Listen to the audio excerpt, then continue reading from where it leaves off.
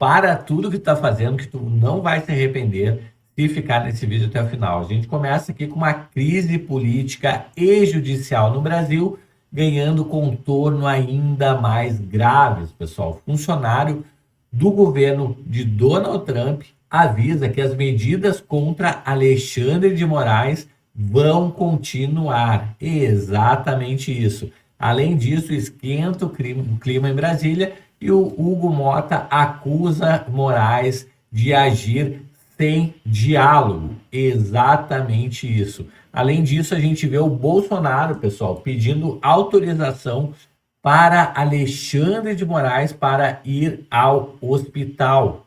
Olha isso. E nos Estados Unidos, a lei Magnitsky segue firme a autoridades brasileiras e já começam a refletir os abusos denunciados. Pessoal, confira todos os detalhes nesse vídeo aqui. Então já chega dando like aí na confiança para ajudar o canal.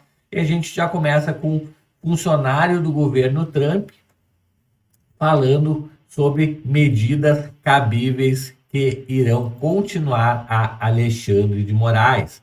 Então, a publicação de um funcionário do governo Trump relata o abuso de autoridade do ministro do STF, Alexandre de Moraes. Vamos entender aqui, pessoal. Então, vamos lá. Deixa eu abrir aqui. A gente já vai entender aqui o que está acontecendo.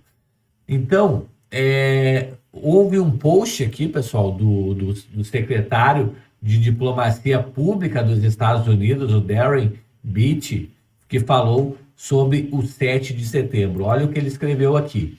Ontem, no caso, no domingo, né, que ele escreveu isso aqui na segunda-feira, ele falou que o Dia da Independência do Brasil foi um lembrete do nosso compromisso em apoiar o povo brasileiro que busca preservar os valores de liberdade e justiça.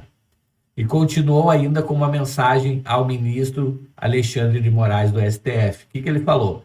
Para o ministro Alexandre de Moraes e os indivíduos cujos abusos de autoridade têm minado essas liberdades fundamentais, continuaremos a tomar as medidas cabíveis. Você acha que parou por aí com a lei Magnitsky, Alexandre de Moraes? Pois é, pessoal, pelo visto ainda não acabou, né? Continuará sendo aplicado agora à esposa de Moraes, filho de Moraes, entorno de Moraes. Pessoal, não está brincadeira não, viu?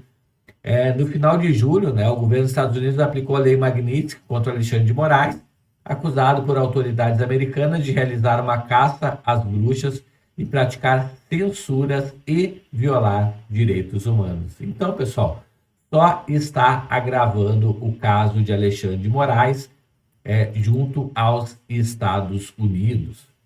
Pessoal, agora eu vou trazer aqui o Eduardo Bolsonaro, né, falando que o Hugo Mota é refém do sistema de Alexandre de Moraes, que intimida todos à sua volta. Vamos entender aqui, Eduardo Bolsonaro. Eu acho que o Hugo Mota é mais um refém desse sistema. Né? O Alexandre de Moraes ameaça todo mundo veladamente. O Alexandre de Moraes é aquela pessoa que mandou um dedinho lá no estádio do Corinthians. Ele é baixo, ele é vil, ele é cruel, ele não tem compaixão. É por isso que eu digo que ele é um psicopata. Ele é um psicopata, não, isso não é uma maneira de eu caracterizá-lo de maneira negativa, um adjetivo negativo. Eu estou seguindo o dicionário, né? A pessoa que tem os seus próprios valores na cabeça. Por isso que às vezes você não consegue entender, porque você se coloca no lugar do Alexandre de Moraes. E você não conseguiria mandar a senhora Iracina Gache para a cadeia por 14 anos, ou a Débora Rodrigues lá do Batom por 14 anos para a cadeia. Mas o Alexandre de Moraes consegue. Porque ele é um psicopata, ele tem os seus próprios valores, a sua própria maneira de pensar. Então o Alexandre de Moraes ele ameaça todo mundo. Né? Ele ameaça o presidente Hugo Mota, ele ameaça outras pessoas. É com isso que ele conseguiu, por exemplo, o sucesso na manutenção da prisão preventiva naquela votação na Câmara dos Deputados, porque muita gente achou que ia ser uma prisão só por 1 ou 2 semanas. Né? Então, isso daí é o Alexandre de Moraes. E contra esse tipo de pessoa, não adianta você querer dialogar, você querer convencer com palavras. Ele não vai ceder. Ele não cedia nem quando o Bolsonaro era presidente, quanto mais agora. Então, o Alexandre de Moraes é carta fora do baralho. Não adianta nem você querer negociar algo para o Alexandre de Moraes aqui nos Estados Unidos.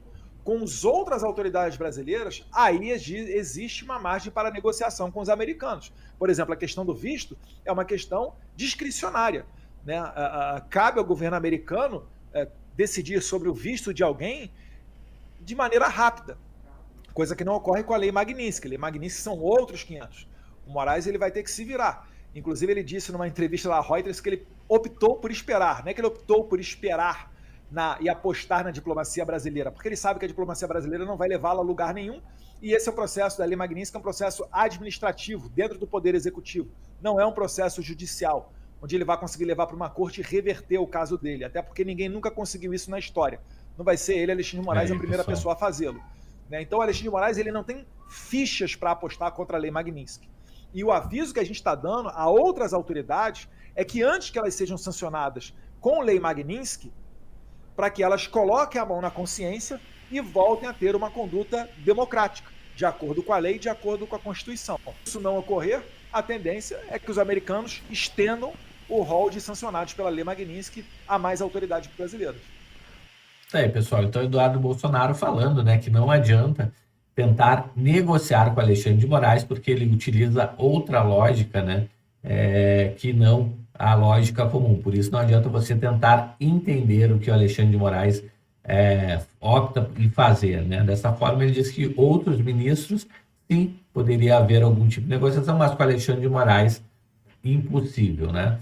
Próxima notícia que a gente traz aqui, pessoal, é justamente falando em Moraes. A gente vê Bolsonaro, né, com uma saúde debilitada, precisando ir ao hospital, realizar procedimento, né, tendo que pedir antes a Alexandre de Moraes. Então vamos ouvir. De notícia que acaba de chegar. A defesa do ex-presidente Jair Bolsonaro pediu autorização ao ministro Alexandre de Moraes, está aí, do Supremo Tribunal Federal, para realizar exames médicos no próximo domingo em um hospital de Brasília. Lembrando que o ex-presidente está em prisão domiciliar depois do descumprimento de medidas cautelares impostas pelo ministro Alexandre de Moraes. E agora ele pede autorização, já vem para cá Luísa Martins, para realizar esses procedimentos. Seriam, loucura, segundo aqui as informações da defesa, umas feridas na pele que precisam ser removidas. Luísa, como é um procedimento médico, dá para a gente antever que será uma resposta positiva do ministro Alexandre de Moraes? Acho que até o Alexandre de Moraes possivelmente, Tainá, teve uma resposta positiva na outra ocasião, né? Não é a primeira vez que a defesa pede autorização para que o ex-presidente possa ser submetido a exames médicos. Nesse caso, é um procedimento específico. A gente lembra que o ministro Alexandre de Moraes já autorizou, algumas semanas atrás, Bolsonaro a passar um dia inteiro num hospital fazendo vários exames, teve alta no mesmo dia. É o caso agora de um procedimento específico para a remoção de algumas lesões, marcado, então, para o domingo. Então, não deve ter nenhum tipo de oposição por parte do ministro Alexandre de Moraes. Agora, a atenção é redobrada em relação aos procedimentos de segurança, né, Tainá? Porque no domingo, a gente lembra, já vai ter sido concluído o julgamento da ação penal sobre a tentativa de golpe de Estado e com uma condenação que bate na porta do ex-presidente. A gente lembra que a condenação, ela não significa que Bolsonaro já vai preso ou já vai cumprir imediatamente a pena que for determinada. A defesa ainda vai poder entrar com recurso, então ainda tem um caminho a ser percorrido depois que for eventualmente sacramentada essa condenação.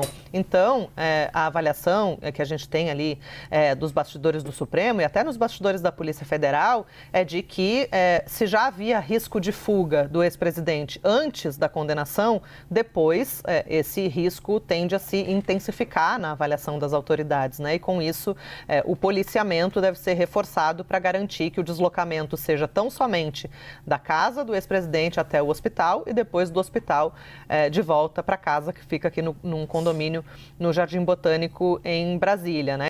Aí, pessoal, então Bolsonaro tendo que passar a se submeter a isso, né? Tem que pedir autorização do juiz que o persegue, né? Para poder fazer um exame, um procedimento médico. Me diz nos comentários o que você achou disso, chegou até aqui, né? Curte o vídeo para ajudar no alcance desse vídeo, né? Se inscreve no canal, habilita o sininho. Eu vou ficando por aqui, a gente se vê logo mais em um próximo vídeo. Até mais, tchau, tchau.